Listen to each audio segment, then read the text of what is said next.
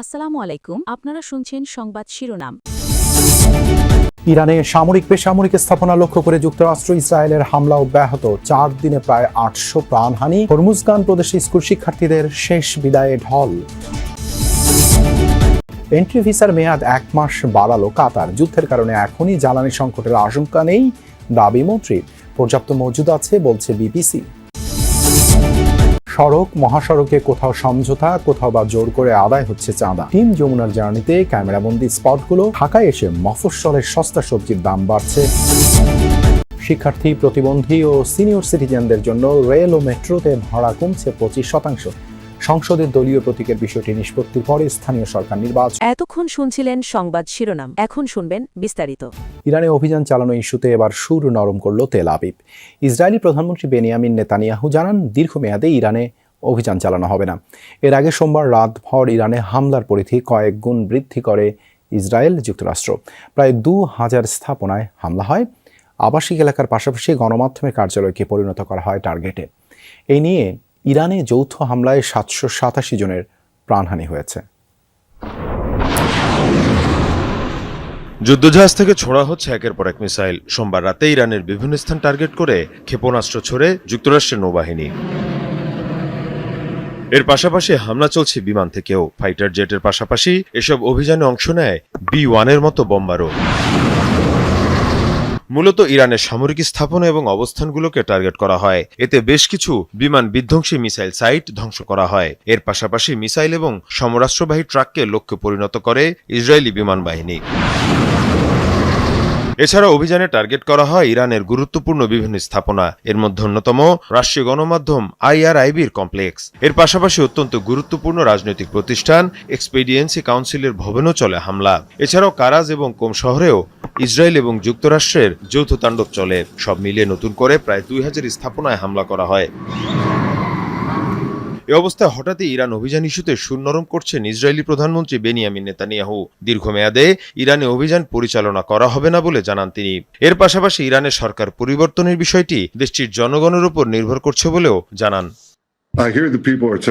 অনেকেই বলছেন আমরা অন্তহীন যুদ্ধের দিকে যাচ্ছি, কিন্তু না, আমরা দীর্ঘমেয়াদী যুদ্ধের দিকে যাব না। ইরানে ক্ষমতার পরিবর্তন হবে কিনা তা নির্ভর করছে দেশটির জনগণের উপর। আমরা বড়জোর তাদের জন্য সুযোগ সৃষ্টি করতে চাই। এদিকে ইরানের পাশাপাশি লেবাননেও চলছে ইসরায়েলি অভিযান। বৈরুতে হিজবুল্লাহর অবস্থান লক্ষ্য করে চলে তুমুল হামলা। এতে বহু হতাহত হয়েছে। মধ্যপ্রাচ্যে পারমাণবিক অস্ত্রের প্রতিযোগিতাকে উস্কে দিতে পারে ইরান যুদ্ধ, এমন সতর্কবার্তা দিয়েছে রাশিয়া। দাবি, পরমাণু অস্ত্র তৈরি থামানোর দোহা দিয়ে যে যুদ্ধ শুরু করেছে যুক্তরাষ্ট্র ইসরায়েল, তাতে তৈরি হতে পারে বিপরীত পরিস্থিতি। মঙ্গলবার এক সংবাদ সম্মেলনে ইরান ইস্যুতে কথা বলে রুশ পররাষ্ট্রমন্ত্রী সের্গেই ল্যাভরভ। যে যুদ্ধ শুরু হয়েছে তাতে কেবল ইরানই নয়, বরং আরব দেশগুলো পারমাণবিক অস্ত্র অর্জনের জন্য প্ররোচিত হতে পারে। তাই পারমাণবিক অস্ত্রের বিস্তার রোধের যে মহৎ লক্ষ্য নিয়ে যুদ্ধ শুরু করা হয়েছে, এতে ঠিক উল্টোটা হতে পারে। আমরা স্পষ্টতই এমন কর্মকাণ্ডের বিরোধিতা করি। এক ফোঁটা তেলও হরমুজ প্রণালী থেকে বের হতে দেবে না ইরান। এই রুটে পাড়ি দেওয়ার চেষ্টা করলে আগুন জ্বালিয়ে দেয়া হবে জাহাজে। মধ্যপ্রাচ্য জুড়ে চরম অস্থিরতার মাঝেই এমন হুঁশিয়ারি দিয়েছে ইরানের বিপ্লবী গার্ড IRGC। তেলের দাম $200 পৌঁছানোর হুমকিও দিয়েছে। ইরানের যুক্তরাষ্ট্র ও ইসরায়েলের যৌথ অভিযানের জেরে গত শনিবারই আংশিক বন্ধ করে দেয়া হয় হরমুজ প্রণালী। এরপর থেকেই কার্যত অচল হয়ে পড়ে বিশ্ব বাণিজ্যের অন্যতম গুরুত্বপূর্ণ রুট। এবার পুরোপুরি বন্ধের ঘোষণা। ইরানের বিপ্লবী গার্ড IRGCর কড়া হুঁশিয়ারি, প্রণালী দিয়ে পার হওয়ার চেষ্টা করলেই আগুন ধরিয়ে দেয়া হবে জাহাজে।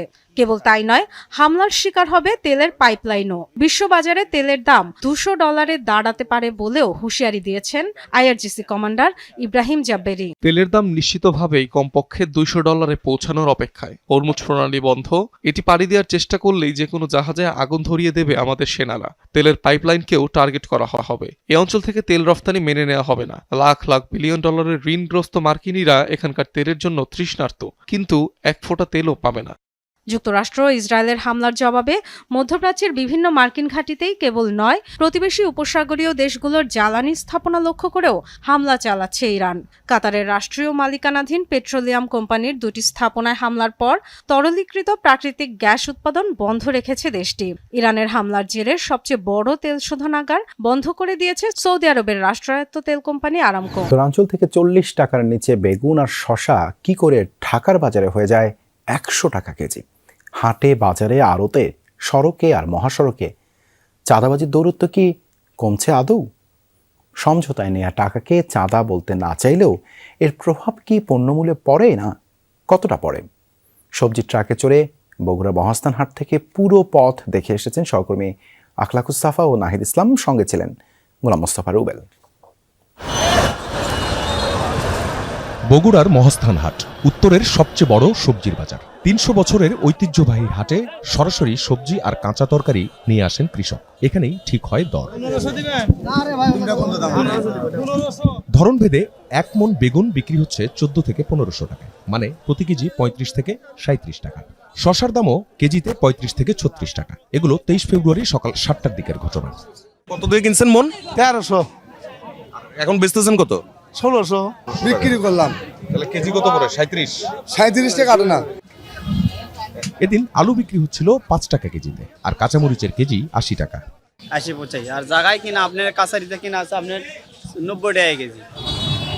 কৃষকের বিক্রি করা সবজি সোজা চলে যাওয়ার কথা পাইকারি আর খুচরা বাজারে, কিন্তু হাটেই হাতে ধরিয়ে দেওয়া হচ্ছে একটি স্লিপ। প্রতি মনের জন্য দিতে হচ্ছে 20 টাকা। আচ্ছা, আপনি এখানে যে স্লিপটা দেন, এই স্লিপটাতে কি লেখা? এটা হচ্ছে হাটের আপনার তোলে। আপনার স্লিপটা একটু দেখি না। আপনার স্লিপ তো দেখান যাবে না। একটু দেখান না। ব্যাপারী কাছ থেকে দেখেন, আমরা দেখালে সমস্যা। হ্যাঁ, কি সমস্যা? কোনো সমস্যাই নাই, আপনি দেখে কি হবে। সবজি বোঝাই বাহনটি রওনা হবে সিরাজগঞ্জের দিকে। হাটের খাজনা, ভ্যানে করে, ট্রাক বা মিনি ট্রাকে পণ্য তোলা নামানোর মতো খরচের কারণে কেজি প্রতি খরচ বেড়েছে আরও 5 টাকার মতো। সব মিলিয়ে হাট আর হাটের বাইরে চাঁদা দিতে হলো কত? শিক্ষার্থী, প্রতিবন্ধী ও 65 ঊর্ধ্বের নাগরিকদের জন্য রেল ও মেট্রো রেলের 25% ভাড়া কমানোর সিদ্ধান্ত নিয়েছে সরকার।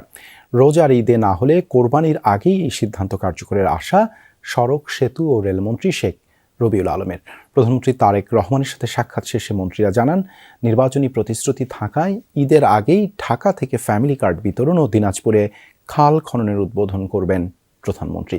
এছাড়া প্রধানমন্ত্রীর সাথে সাক্ষাৎ করে ঢাকার 2 সিটি কর্পোরেশনের জন্য বিশেষ বরাদ্দ চেয়েছেন প্রশাসকরা। গণপরিবহনে চলাচলকারীদের বড় একটা অংশই শিক্ষার্থী। জীবনের প্রয়োজনে নিত্যদিন পথ চলতে হয় বয়স্ক ও বিশেষ চাহিদা সম্পন্ন নাগরিকদেরও। নির্বাচনী প্রতিশ্রুতি অনুযায়ী এই 3 শ্রেণী নাগরিকদের জন্য রেল ও মেট্রো রেলের 25% ভাড়ায় ছাড় দেওয়ার সিদ্ধান্ত সরকারের। পাশাপাশি শিক্ষার্থীরা আগের মতোই লোকাল বাসে পাবে ভাড়া ছাড়। মঙ্গলবার সড়ক পরিবহন, রেল ও নৌ মন্ত্রণালয়ের মন্ত্রী ও প্রতিমন্ত্রীদের সাথে এ নিয়ে মতবিনিময় করেন প্রধানমন্ত্রী তারেক রহমান। বৈঠক শেষে মন্ত্রী জানান, ঈদের আগেই সিদ্ধান্ত কার্যকরের চেষ্টা করবে সরকার।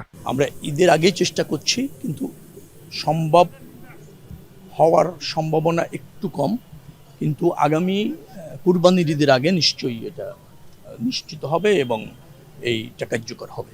25% ভাড়া ডিসকাউন্ট পরিচয়